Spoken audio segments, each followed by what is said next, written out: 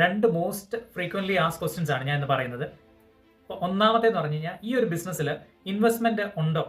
Of course, ഏതൊരു business start ചെയ്യണമെങ്കിലും അതിന് ഇൻവെസ്റ്റ്മെന്റ് ആവശ്യമുള്ള ഒരു കാര്യം തന്നെയാണ്. അതുപോലെ തന്നെയാണ് ഈ ഒരു ബിസിനസ്സിനും ഇൻവെസ്റ്റ്മെന്റ് ആവശ്യമുള്ള കാര്യം തന്നെയാണ്. എത്രയാണ് ഇൻവെസ്റ്റ്മെന്റ് എന്ന് ചോദിച്ചു കഴിയുമ്പോൾ അത് ഓരോരുത്തർക്കും ഡിപ്പെൻഡ് ചെയ്തിരിക്കും. അവരവരുടെ ബജറ്റ് ഡിപ്പെൻഡ് ചെയ്തിരിക്കും അവർ ഇൻവെസ്റ്റ് ചെയ്യുന്നത്. ചില ആൾക്കാരാണെങ്കിൽ ചെറുതായിട്ട് തുടങ്ങും, ചില ആൾക്കാരാണെങ്കിൽ കൂടുതൽ ഇൻവെസ്റ്റ്മെന്റ് ഇട്ട് ചെയ്യും. അപ്പോൾ അവരുടെ ഗ്രോത്തും അതിനനുസരിച്ചായിരിക്കും. അപ്പോൾ അവരുടെ ഗോൾസ്, ചിലവർക്ക് വലിയ ഗോൾസ് ആയിരിക്കും. അപ്പം ആ ഗോൾസ് അച്ചീവ് ചെയ്യാനുള്ള അതിൻ്റെ അകത്തെ ഇൻവെസ്റ്റ്മെന്റ് അവർ കൂടുതലായിട്ട് ഇൻവെസ്റ്റ് ചെയ്ത് അവർ ബിസിനസ്സിനെ പെട്ടെന്ന് ഗ്രോ ചെയ്യിപ്പിക്കും. ചിലവരുടെ കുറവായിരിക്കും. വൺസ് നിങ്ങൾ $149 പേ ചെയ്ത് കഴിയുമ്പോൾ നിങ്ങൾക്ക് ഒരു കോച്ച് ഉണ്ട്. അപ്പോൾ ആ കോച്ച് നിങ്ങൾക്ക് എക്സ്പ്ലെയിൻ ചെയ്ത് തരും ഇൻ ഡെപ്ത് ആയിട്ട്. നിങ്ങളുടെ ഗോൾ എത്രയാണ് അത് നിങ്ങൾക്ക് അറിയാമല്ലോ. ആ ഗോൾ അച്ചീവ് ചെയ്യാനുള്ള ഓരോ കാര്യങ്ങളും ഇതിൻ്റെ അകത്ത് എക്സ്പ്ലെയിൻ ചെയ്ത് തരും. അപ്പോൾ അതിനനുസരിച്ച് നിങ്ങൾക്ക് ഇൻവെസ്റ്റ് ചെയ്താൽ മാത്രം മതി. രണ്ടാമത്തെ ക്വസ്റ്റ്യൻ എന്ന് പറയുന്നത്, എത്ര പെട്ടെന്ന് ഇതിൻ്റെ അകത്ത് നിന്ന് എനിക്ക് ഈ ഒരു ബിസിനസ്സിൽ നിന്ന് ഏൺ ചെയ്യാൻ പറ്റും?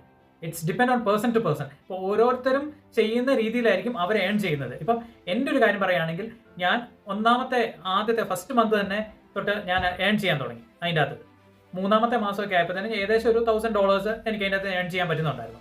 സത്യം പറഞ്ഞാൽ ഇതിൻ്റെ റിസൾട്ട് ഡിപ്പെൻഡ് ഓൺ യു. നമ്മൾ ഓരോരുത്തരുമാണ്.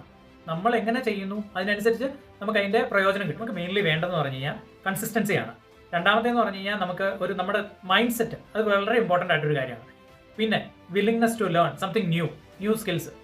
നമ്മൾ കോച്ചബിൾ ആണെങ്കിൽ, പിന്നെ കുറച്ച് പുതിയ കാര്യങ്ങളൊക്കെ പഠിക്കാനുള്ളൊരു മൈൻഡ് സെറ്റും ഉണ്ടെങ്കിൽ നമുക്ക് ഇതിൻ്റെ അകത്ത് നല്ല രീതിയിൽ നമുക്ക് നല്ല ഗ്രോത്തും ഉണ്ടാകും. നമുക്ക് അതുപോലെ തന്നെ ഒരു ഇൻകം ജനറേറ്റ് ചെയ്യാൻ പറ്റുന്നൊരു കാര്യമാണ്.